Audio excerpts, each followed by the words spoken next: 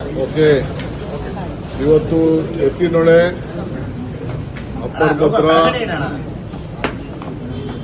ಮತ್ತು ಮೇಕೆದಾಟು ವಿಚಾರದಲ್ಲಿ ಇವತ್ತು ಸಭೆಯನ್ನ ಕರೆದಿದ್ದೆ. ನಾನು revenue minister, home minister, forest minister ಇಷ್ಟು ಜನ ಕೂತ್ಕೊಂಡು ನಾವು ಚರ್ಚೆ ಮಾಡಿದ್ದೇವೆ. ಎತ್ತಿನೊಳೆ ವಿಚಾರದಲ್ಲಿ ಫಾರೆಸ್ಟ್ ಇಂದ ಏನು ಕ್ಲಿಯರೆನ್ಸ್ ಆಗಬೇಕು, ಆ ಕ್ಲಿಯರೆನ್ಸ್ಗೆ ಕೆಲವು ಕಂಡೀಷನ್ ಆಗಿ ಸೆಂಟ್ರಲ್ ಗವರ್ಮೆಂಟ್ ಅವರು ಕಳಿಸಿದ್ರು. ಸೊ ನಮಗೆ ಆಲ್ಟರ್ನೇಟಿವ್ ಜಮೀನು ಏನು ಕೇಳಿದ್ರು ಆ ಜಮೀನೆಲ್ಲ ಕೊಡಲಿಕ್ಕೆ ಫಾರೆಸ್ಟ್ ಇಲಾಖೆಗೆ, ರೆವಿನ್ಯೂ ಇಲಾಖೆಯಿಂದ ಎಲ್ಲ ಟ್ರಾನ್ಸ್ಫರ್ ಮಾಡ್ತಾ ಇದ್ದೀವಿ. ಒಂದು 10% ಉಳ್ಕೊಂಡಿತ್ತು, ಅದಕ್ಕೂ ಕೂಡ ನಮ್ಮ ರೆವಿನ್ಯೂ ಇಲಾಖೆಯವರು ಕೊಡಲಿಕ್ಕೆ ಒಪ್ಕೊಂಡಿದ್ದಾರೆ. ಈ ವಾರದಲ್ಲೇ ಅವ್ರಿಗೆ ಜಮೀನನ್ನು ಟ್ರಾನ್ಸ್ಫರ್ ಮಾಡ್ತಾ ಇದ್ದೀವಿ. ನಿನ್ನೆ ನಮಗೆ 257 ಕೋಟಿ ರೂಪಾಯಿ ಕೊಡಬೇಕು ಅಂತೇಳಿ ನಮಗೆ ಇದನ್ನು ಕೊಟ್ಟಿದ್ದಾರೆ. ಏನು ಅದಕ್ಕೆ ಮಿಟಿಗೇಷನ್ ಪ್ಲಾನು ಮತ್ತು ಫೈನು ಇವೆಲ್ಲ ಸೇರಿ ಕೊಡಬೇಕು ಅಂತೇಳಿ ಫಾರೆಸ್ಟ್ ಇಲಾಖೆಯವರು ಕೊಟ್ಟಿದ್ದಾರೆ. ಸೊ ಅದನ್ನ ಇವತ್ತೇ ನಾವು ಕಟ್ಟಲಿಕ್ಕೆ ಮಾರ್ಗದರ್ಶನ ಕೊಟ್ಟಿದ್ದೀವಿ. ಆ ಹಣನ ಕೂಡ ಇವತ್ತು ನಾವು ಅವ್ರಿಗೆ ಕಟ್ಬಿಡ್ತೀವಿ. ಕಟ್ಟಿ ಕೂಡಲೇ ನೆಕ್ಸ್ಟ್ ಈ ವಾರದಲ್ಲೇ ಕಾಂಟ್ರಾಕ್ಟರ್ಸ್ಗೆ ಹೇಳಿದ್ದೀವಿ, ಕೆಲಸನ ಪ್ರಾರಂಭ ಮಾಡಿ ಅದನ್ನು ಪ್ರಾರಂಭ ಮಾಡ್ತೀವಿ. ತುಮಕೂರದು ಕೂಡ ಲ್ಯಾಂಡ್ ಅಕ್ವಿಷನ್ ವಿಚಾರ ಏನು ಉಳ್ಕೊಂಡಿದೆ ಅದು ಕೂಡ ಕೆಲಸ ಇದನ್ನ ಏನು ಸರ್ವೆ ಮಾಡಲಿಕ್ಕೆ, ಪೊಲೀಸ್ ಪ್ರೊಟೆಕ್ಷನ್ ಇಟ್ಕೊಂಡು ಮಾಡಲಿಕ್ಕೆ ನಾವೇನು ವ್ಯವಸ್ಥೆ ಮಾಡಬೇಕು ಅದನ್ನು ನಾವು ಮಾಡ್ತೀವಿ. ಸೊ ಆದಷ್ಟು ಜಲ್ದಿ ಚಿಕ್ಕಬಳ್ಳಾಪುರಿಗೆ, ಕೋಲಾರಿಗೆ ನೀರನ್ನು ತೆಗೆದುಕೊಂಡು ಹೋಗಲಿಕ್ಕೆ ಏನು ಕ್ರಮ ವಹಿಸಬೇಕು ಆ ಕೆಲಸ ಮಾಡ್ತೀವಿ.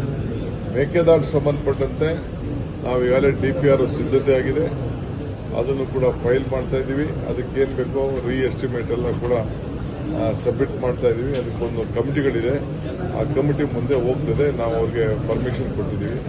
ಸುಮಾರು 5300 ಹೆಕ್ಟೇರ್ ಜಮೀನು ಅವ್ರಿಗೆ ಫಾರೆಸ್ಟ್ ಇಲಾಖೆಯವ್ರಿಗೆ ನಾವು ಕೊಡಬೇಕಾಗ್ತದೆ, ಬೇರೆ ಕಡೆ ಆಲ್ಟರ್ನೇಟಿವ್ ಲ್ಯಾಂಡ್ ರೆವಿನ್ಯೂ.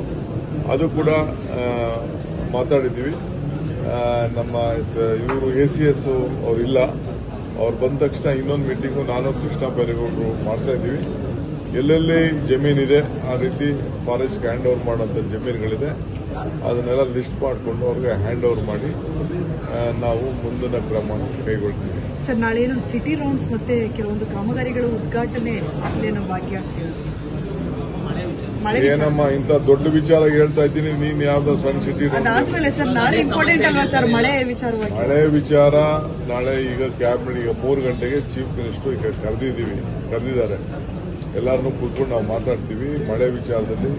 ಈಗಾಗಲೇ ನಾನು ಫಾರೆಸ್ಟ್ ಇದು ನಮ್ಮ ಮರಗಳನ್ನ ಕಟ್ಟಿಂಗ್ ಎಲ್ಲೆಲ್ಲಿ ಗೊಂಬೆಗಳಿದೆ ರಸ್ತೆಗೆ ಎಫೆಕ್ಟ್ ಆಗ್ತದೆ ಪೊಲೀಸ್ ಅವ್ರಿಗೆ ಹೇಳಿದ್ದೀನಿ, ಅವ್ರು ಐಡೆಂಟಿಫೈ ಮಾಡಿ ನಮ್ಗೆ ಲಿಸ್ಟ್ ಕೊಡಿ, ಅದೆಲ್ಲ ಕಾರ್ಪೊರೇಷನ್ ಅವ್ರು ಒಂದ್ ಕಡೆಯಿಂದ ಕಟ್ ಮಾಡಿಕೊಂಡು ಬನ್ನಿ ಅಂತ ಹೇಳಿದ್ದೀನಿ. ಕಟ್ ಮಾಡಿಬಿಟ್ಟು, ಯಾಕೆಂದ್ರೆ ಎಲ್ಲ ಮರಗಳು ಬಿದ್ದು ರೋಡಲ್ಲಿ ಎಲ್ಲ ಬಹಳ ಸಮಸ್ಯೆ ಆಗ್ತಾ ಇದೆ, ವೆಹಿಕಲ್ಗಳಿಗೆಲ್ಲ ಎಲ್ಲೆಲ್ಲ ಆ ಥರ ಒಣಗೋಗಿರೋ ಗೊಂಬೆಗಳಿದೆ ಅದನ್ನೆಲ್ಲ ಕಟ್ ಮಾಡೋಕ್ಕೆ ನಾವು ಲಿಸ್ಟ್ ಮಾಡಿ ಅಂತ ಹೇಳಿದ್ವಿ. ಆ ಕೆಲಸ ಕೂಡ ಮಾಡ್ತೀವಿ. ಎಲ್ಲ ಕಡೆ ಏನಾದ್ರು ನೀರು ಬ್ಲಾಕ್ ಆಗೋಂಥ ಸಂದರ್ಭ ಇದ್ರೆ ಎಲ್ಲ ಕಡೆ ಕ್ಲೀನ್ ಮಾಡೋಕ್ಕೆ ಹೇಳಿದ್ದೀವಿ. ಸದ್ಯ ಮಳೆ ಬರಲಿ ಅನ್ನೋ ನಾನು ಸಮಸ್ಯೆ ಬರ್ತದೆ.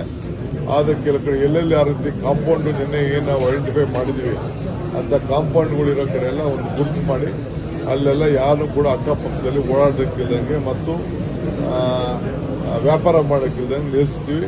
ಈಗಾಗಲೇ ನಾನು ಆ ರೋಡ್ ಪಕ್ಕದಲ್ಲಿ ಏನಿತ್ತು ವಾಜಪೇಯಿ ಅವರ ಹಾಸ್ಪಿಟಲ್ ಪಕ್ಕದಲ್ಲಿ ರೋಡ್ ಇತ್ತು, ಅಲ್ಲಿ ಯಾರು ಮುಂದಕ್ಕೆ ಕುಂಡಿಸ್ಬೇಡಿ ಅಂತ ನಾವು ಮಾರ್ಗದರ್ಶನ ಕೊಟ್ಟಿದ್ದೇವೆ. ಸರ್, ನಾಳೆ 3 ಗಂಟೆಗೆ ಸಿಟಿ ರೌಂಡ್ಸ್ ಮಾಡ್ತೀರಾ? ಹೌದು, ಸಿಟಿ ರೌಂಡ್ಸ್ ಇದೆ. ಒಂದೆರಡು ಇದು ಫ್ಲೈಓವರ್ ರೆಡಿ ಆಗಿದೆ, ಆದ್ರೆ ಅದನ್ನು ಪೂಜೆ ಮಾಡ್ಬಿಡ್ತೀವಿ.